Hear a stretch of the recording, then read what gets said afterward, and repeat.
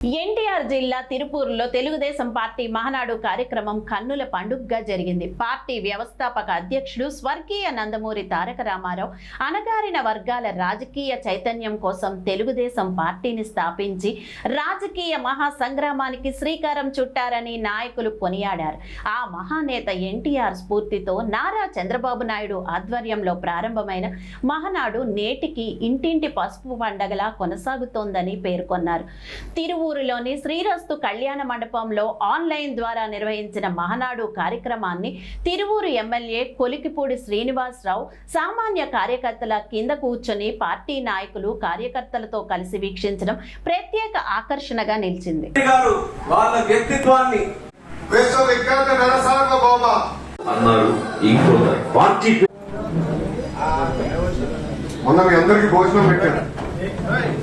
ఎందుకు పెట్టారు ఇప్పుడు అర్థం మనం ఇక్కడ నుంచి గేర్ మాట్లాడు 2 సంవత్సరాలు హనీమూన్ పీరియడ్ అయింది. ఒక ఒరిస్సా లాంటి రాష్ట్రాలు ఈరోజు ఏ స్థాయికి వచ్చినారు అందరూ ఒక్కసారి ఆలోచించారు. 1980 తెలుగు జాతి నాది తెలుగుదేశం అని చెప్పుకునే వేదిక మన మహానాడు. నేషన్ ఫస్ట్ అనేది తెలుగుదేశం పార్టీ విధానం. మన దేశం